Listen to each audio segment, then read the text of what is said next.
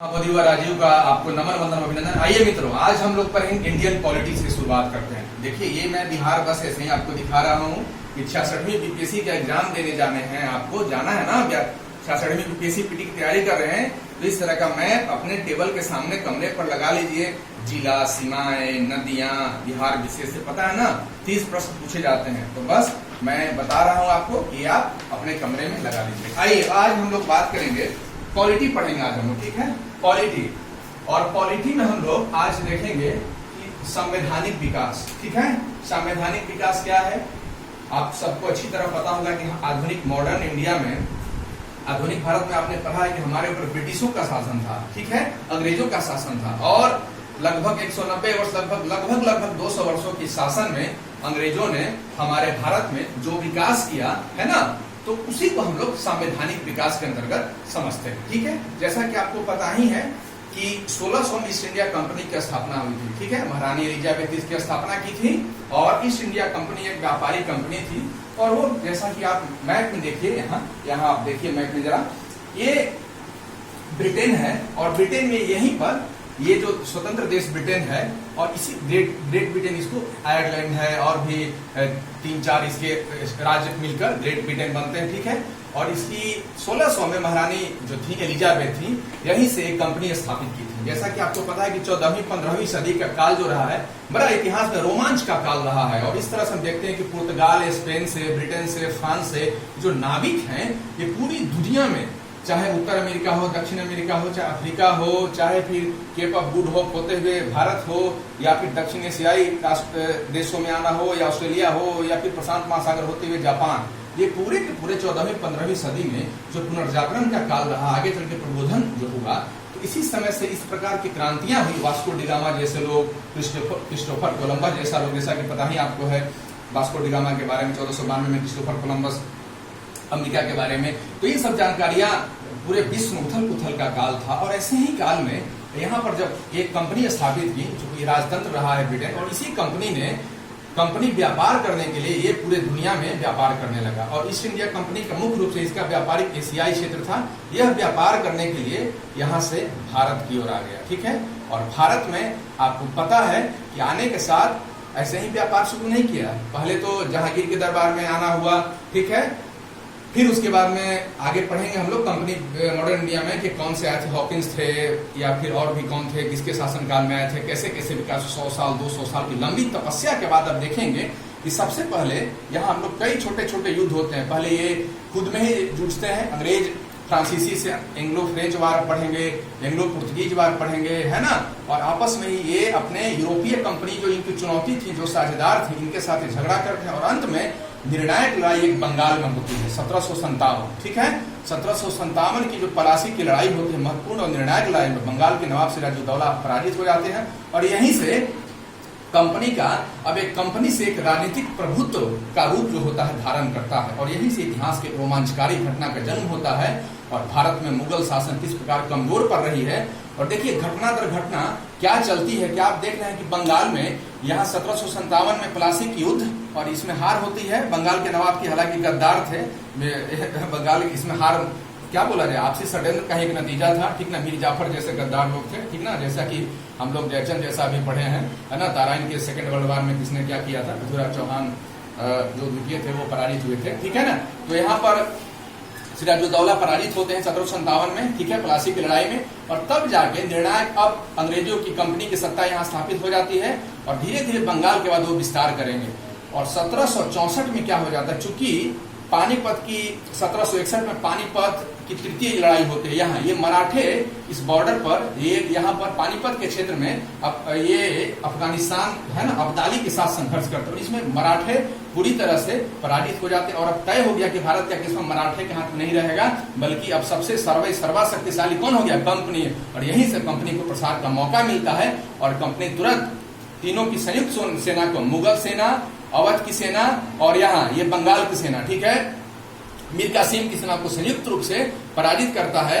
और पराजित करने के बाद यही इलाहाबाद की संधि होती है, ठीक है। बक्सर के युद्ध में पराजित हुआ, और पराजित करने के बाद कंपनी शक्तिशाली बन गई। और 1764 में इलाहाबाद की संधि करते, और यही इलाहाबाद की प्रमुख निर्णायक संधि ने कंपनी को पूरे उत्तर भारत के क्षेत्र का लगभग मालिकाना हक प्रदान कर दिया। अब इसी के विकास की कहानी है, चूंकि कंपनी जब इतनी शक्तिशाली हो गई, संपन्न हो गई, समृद्ध हो गई, तब इसके जो नियंता थे, इसके जो मालिक थे, यहाँ ब्रिटेन की महारानी जो राजतंत्र थे, अब इसने चूंकि कंपनी का जो वैभव हुआ और यहाँ के कर्मचारी वहां जाते थे तो राजसी ठाट बाट आन बान शान जो दिखता था, तो देखकर यहाँ की महारानी और यहाँ के लोग है ना अचक रह गए। तो उसके बाद इन्होंने, अब क्या हुआ कि महारानी ने संसद के माध्यम से अब इस कंपनी पर शासन पर नियंत्रण लगाना शुरू करेंगी, और यही संसदीय नियंत्रण की कहानी हम संवैधानिक विकास में पढ़ेंगे और देखेंगे कि किस तरह से हम देखेंगे 1773 के रेगुलेटिंग एक्ट से शुरू होकर यह कहानी आती। अब आइए इसको हम लोग शुरू करते हैं। आइए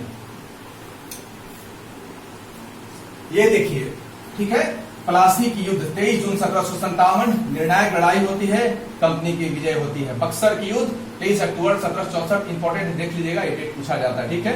बक्सर की युद्ध निर्णायक अंतिम रूप से मुगल, ठीक है, मुगल, फिर अवध के नवाब और फिर कौन, मीर कासिम, बंगाल के जो शासक थे, वो तीनों पराजित होते हैं और इसी के साथ इलाहाबाद की संधि होती है और इलाहाबाद की संधि में निर्णायक रूप से कंपनी को बढ़त हासिल होती है और उत्तर भारत के क्षेत्र पर इनका नियंत्रण हो जाता है। और इसी नियंत्रण के कारण अब आगे चल के 10 वर्षों में जब इनकी संपन्नता और समृद्धि, पता है ना, बंगाल को लूट लिया गया, बंगाल की महारानियों का, ये बंगाल की जो बेगम थी, आप समझते होंगे, पढ़े होंगे, कितने करोड़ों अरबों के गहने जेवरात ले जाए गए थे। आगे चल के मुकदमा भी हुआ था हम लोग, तो ये चल के देखेंगे उस पर कई सारी चीज। तो इसी के कारण अंग्रेज की जो ब्रिटेन की सरकार थी, जो महारानी थी, महारानी ने अब इस पर नियंत्रण लगाना शुरू किया। तो यहीं से शुरू होती है, यही नियंत्रण की कहानी है, कंपनी के शासन पर नियंत्रण की कहानी है। 1773 का रेगुलेटिंग एक्ट 56वीं से 59वीं बीपीएससी में पूछा गया है, ठीक है, देख लीजिए। अब कंपनी के शासन पर संसदीय नियंत्रण हो गया, ठीक है, रेगुलेटिंग 1773 शुरू हो गया ना, कंपनी के शासन पर किसका नियंत्रण हो गया, ये है कंपनी, ठीक है, और ये कंपनी है और इस कंपनी के शासन पर संसदीय नियंत्रण किसका हो गया, ब्रिटिश संसद का, ठीक है। कलकत्ता उच्च न्यायालय की स्थापना हो गई कलकत्ता में, चूंकि बंगाल को हरा के जो इनका जो प्रेसिडेंसी था, मुख्य प्रेसिडेंसी बंगाली प्रेसिडेंसी था, कलकत्ता इसका मुख्यालय था और राजधानी भी, प्रारंभिक राजधानी कलकत्ता ही थी। तो कलकत्ता में उन्होंने उच्चतम न्यायालय की स्थापना किया विभिन्न मामलों की सुनवाई के लिए, ठीक है। और जॉर्ज इलिजा इंपे, सर इलिजा इंपे इसके प्रथम न्यायाधीश बनेंगे, ठीक है। अब केंद्रीय प्रशासन की नींव, ठीक है, सेंट्रल एडमिनिस्ट्रेशन की नींव रहेगी, क्योंकि कंपनी को नियंत्रित करने के लिए इसकी आवश्यकता थी। बंगाल में द्वैत शासन समाप्त कर दिया गया, ठीक है, द्वैत शासन था ना, वो आप पढ़े हैं ना कि 1757 के बाद में द्वैत शासन चल रहा था ना, प्रशासनिक जिम्मेवारी किसी और की थी, विधि व्यवस्था किसी और की थी, और किस तरह से द्वैत शासन में आपस में मनमुटाव होता था। मुख्य रूप से कंपनी का मकसद यही होता था, द्वैत शासन में ज्यादा से ज्यादा लूट, चूंकि विधि व्यवस्था का भारी होने लॉ एंड ऑर्डर दे दिया, किसको, नवाब को दे दिया, और सारा वित्त जो था, सारा फाइनेंस जो था, संसाधन था, ये कंपनी ने अपने खुद के पास रख लिया, ठीक है। अब आइए, द्वैत व्यवस्था समाप्त कर दिया गया इसको, बंगाल के गवर्नर को बंगाल का गवर्नर जनरल बना दिया गया, चूंकि बंगाल प्रेसिडेंसी, चूंकि इस समय दक्षिण भारत में भी इनका नियंत्रण हो गया, मद्रास प्रेसिडेंसी था, बॉम्बे प्रेसिडेंसी भी धीरे धीरे तैयार हो रहा है, तो इसलिए बंगाल को चूंकि सत्ता शक्ति का प्रमुख केंद्र हो गया, तो बंगाल के गवर्नर भी इन्होंने क्या कर दिया कि अब बंगाल का गवर्नर जनरल ये कर देंगे, ठीक है, यानी कि बंगाल के गवर्नर जो पहले थे अब इनको गवर्नर जनरल कर देंगे, कुछ मामलों में नियंत्रण हो जाएगा, ठीक है। के साथ मद्रास से मुंबई गवर्नर पद एक साथ कर दिया जाएगा, ठीक है, मद्रास से मुंबई गवर्नर पद एक साथ इंपॉर्टेंट नहीं है, बस यही याद रखिएगा। वारेन हेस्टिंग्स प्रथम गवर्नर जनरल बनेंगे, ठीक है, वारेन हेस्टिंग्स प्रथम गवर्नर जनरल बनेंगे, ठीक है, याद रखिएगा, ये बंगाल के गवर्नर जनरल है, ठीक है, हो गया। 1784 में क्या हुआ, पिट्स इंडिया एक्ट आया, क्या आया, पिट्स इंडिया एक्ट आया, ठीक है, वही एक्ट ही रेगुलेटिंग नाम दे दिया, ठीक है, ये जो वहां के प्रधानमंत्री होते थे उन्हीं के नाम पर कुछ हो जाता था, उसी तरह का ये पिट्स इंडिया एक्ट हो गया, ठीक है। अब दोहरे प्रशासन का प्रारंभ हो गया, दोहरे प्रशासन क्या है, तो बोर्ड ऑफ डायरेक्टर्स और बोर्ड ऑफ कंट्रोलर, क्योंकि पता है कि आपको कई सारे शेयर होल्डर्स थे, वो मुख्य रूप से मिलकर वो कंपनी का निर्माण किए थे, कई सारे शेयर होल्डर थे, छोटे छोटे कई शेयर होल्डर्स थे, 24 से कंपनी में और कई सारे लोग थे। अब ये लोग मिलके दो बना दिया गया, ठीक, एक बना दिया क्या, बोर्ड ऑफ डायरेक्टर्स, ये बोर्ड ऑफ डायरेक्टर्स, और दूसरा क्या बना दिया गया, बोर्ड ऑफ कंट्रोल्स। तो इसमें हुआ क्या कि बोर्ड ऑफ डायरेक्टर्स जो होते थे ये केवल व्यापारिक मामलों को देखते थे, ठीक है, ये देखते थे व्यापार, और जो बोर्ड ऑफ कंट्रोल होते थे ये प्रशासनिक मामलों को देखते थे, विधि व्यवस्था, किस नियंत्रण करना है, किस क्षेत्र पर रजवाड़ा रहने देना है, किसे, ये देखते थे, यानी पॉलिटिकली ये देखते, ठीक है। ये आइए बस 1793 का चार्टर अधिनियम, ये क्या है? अब क्या है कि लंदन स्थित, चूंकि इनका मुख्यालय होता था ये लंदन था, तो लंदन स्थित ऑफिस का खर्च भारतीय राजस्व पर लाद दिया गया। जाहिर सी बात है कि कंपनी का शासन मजबूत हो रहा है, ब्रिटिश संसद उसको और ज्यादा मजबूत कर रही है, ब्रिटिश संसदीय नियंत्रण में कंपनी के शासन को ले रही है। तो लंदन का जो भी खर्च होता था भारत को संचालित करने में, ठीक है, चूंकि कंपनी के जो बोर्ड ऑफ डायरेक्टर्स और ये कंट्रोलर होते थे वहीं होते थे, उनके कुछ प्रतिनिधि भारत में भी होते थे और वहां भी होते थे। शेयर होल्डर्स तो लगभग कंपनी के 250, 200, 225 के आसपास तो वहीं के थे, इनके प्रॉफिट के लिए कंपनी का स्थापना किया गया था। तो अब लंदन का जो खर्च है वो भारतीय राजस्व पर ला दिया गया, ठीक है। यह व्यवस्था 1919 तक रहेगी, ठीक ना।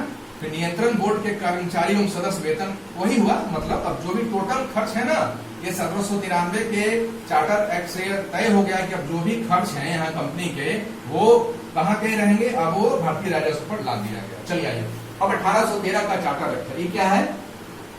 यही संसदीय नियंत्रण की ओर ये प्रणाली और जटिल होते जाएगी।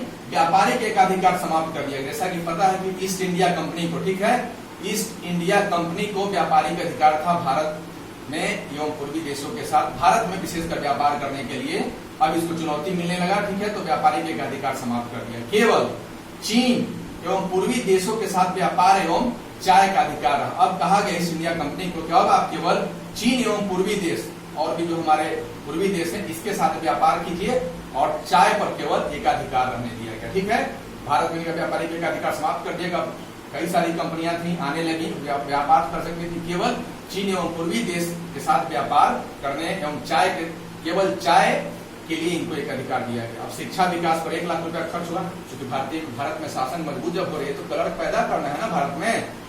वो चेहरे से तो रहेंगे इंडियन, लेकिन अंदर से, मन से, विचार से क्या होंगे? ब्रिटिश होंगे। ये 1 लाख रुपया का प्रावधान किया गया था, ठीक है। हालांकि बाद में खर्च होता है। ईसाई मिशनरियों का लाइसेंस दिया जाएगा, आगमन होगा, धर्म प्रचार किया जाएगा ना। किसी भी राष्ट्र पर जब शासन करना है तो विचारधारा के असर उनको गुलाम बनाना होगा, मन से गुलाम बनाना होगा।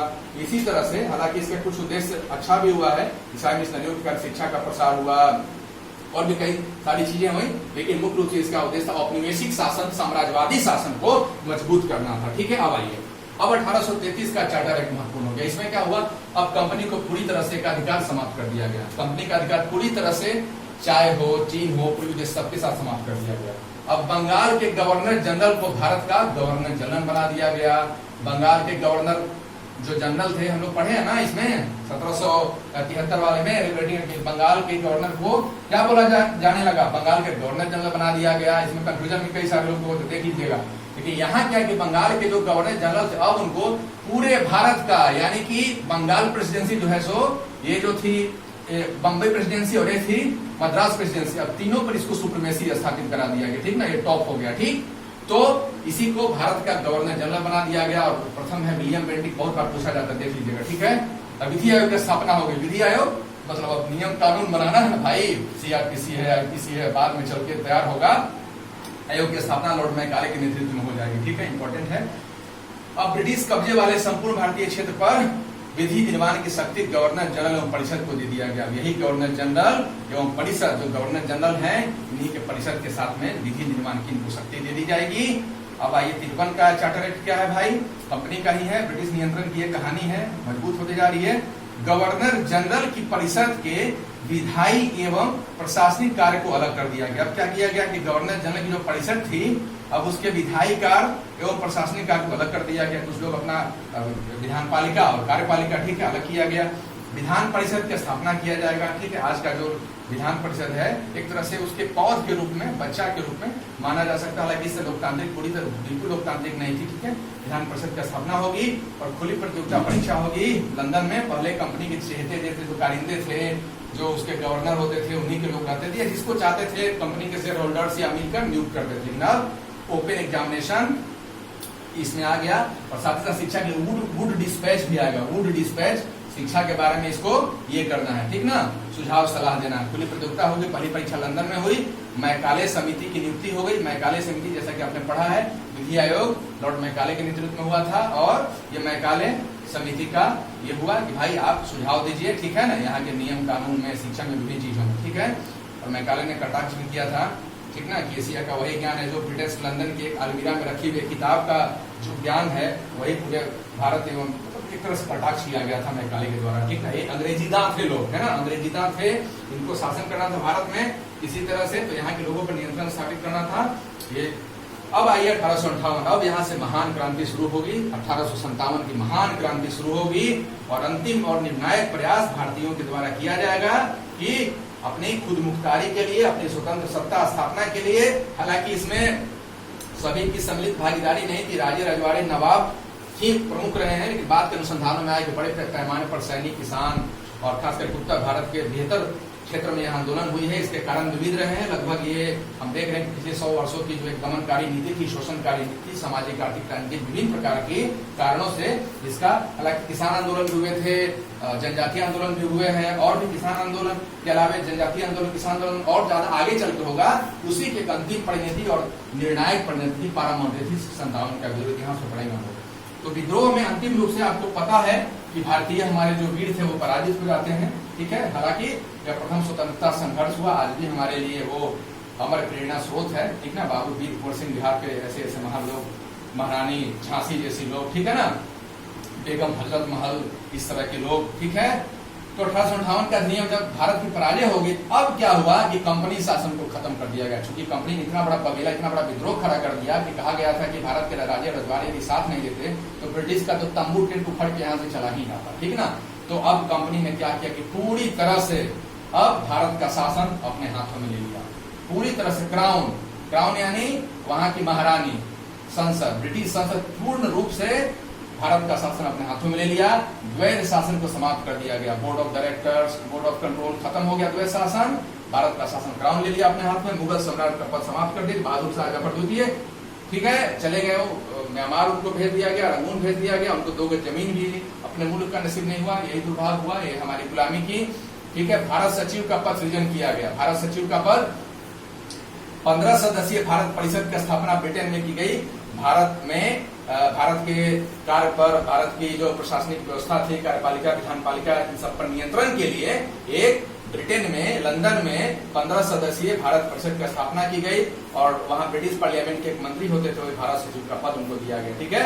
अब भारतीय गवर्नर जनरल को वायसराय कहा गया, चूंकि वायसराय महारानी की प्रतिनिधि होती थी, वहां के संसद के वो प्रतिनिधि के रूप में काम करते थे, इसीलिए अब भारतीय गवर्नर जनरल को अब वायसराय को उपाधि दी जाने लगे। पहले गवर्नर कौन थे? कैनिंग थे, लॉर्ड कैनिंग हुए इस हिसाब से, ठीक है। भारतीय शासन ब्रिटिश प्रशासन के नियंत्रण में अब आ गया, ठीक है। ये पूछा था 48वीं से 52वीं बीपीएससी में पूछा गया था, ठीक है। ये रहा इतिहास की कहानी, हमने पढ़ा 1773 के रेगुलेटिंग एक्ट से लेकर 1858 का अधिनियम। अब अगले सेगमेंट में हम लोग पढ़ेंगे फिर 1858 के अधिनियम के बाद 1861 के अधिनियम से लेकर 1935 का भारत शासन अधिनियम, भारत सरकार अधिनियम, उसके बाद 1947 का स्वतंत्रता अधिनियम। तो मैं समझता हूं कि चीजों को आप समझने का प्रयास कीजिए, चीजों को वैज्ञानिक तरीका से पढ़िए, ठीक है। क्वेश्चन बैंक है ही, सिलेबस है ही, ट्यूशन की किताब बहुत मदद करेगी आपको, कुछ एनसीईआरटी की किताबें पढ़िए, अपना सेल्फ नोट्स बनाइए, इस पर आपको डिपेंड आपको नहीं होना है, बस मैं एक जरिया हूँ, मैं बस एक आपको फॉर्मल बताया हूँ, इस तरह से कैसे कैसे संवैधानिक विकास शुरू हुई, कैसे कैसे नियंत्रण हुआ, कैसे कैसे कंपनी का आना हुआ, भारत के क्षेत्रों में किस प्रकार से नियंत्रण, और इसी नियंत्रण में वह ब्रिटिश संसदीय नियंत्रण की जो सीमाएं थी, एक संवैधानिक विकास हुआ है, इसी की एक कहानी है कि किस प्रकार से भारत में कंपनी ने आया, जब उसके बाद जब व्यापारिक कंपनी थी और बाद में चल के जब भारतीय शासन जब चलाने लगी, भारत के शासन पर जब नियंत्रण कर ली, तब चल के आगे चल के ब्रिटिश संसद ने किस प्रकार से महारानी राजतंत्र, चूंकि ब्रिटेन में था तो महारानी और ब्रिटिश संसद ने भारतीय शासन पर यानी कंपनी के शासन पर नियंत्रण के लिए ये सारा 1773 से लेकर 1770 रेगुलेटिंग एक्ट से लेकर 1853 का चार्टर एक्ट तक संवैधानिक विकास किया। और इसी की निरंतरता एवं विकास की कहानी आगे चल के हम लोग पढ़ेंगे किस तरह से भारत में संवैधानिक विकास होगा। हालांकि 57 की क्रांति के बाद 1858 में पूरी तरह से ये कंपनी शासन खत्म कर दिया गया और पूरी तरह से अब ब्रिटेन का शासन, प्रत्यक्ष शासन, क्राउन का प्रत्यक्ष शासन नियंत्रण भारतीय क्षेत्रों में स्थापित हो गया, ठीक है। इसी के साथ इजाजत दीजिए, ठीक है। आप दीपो भव।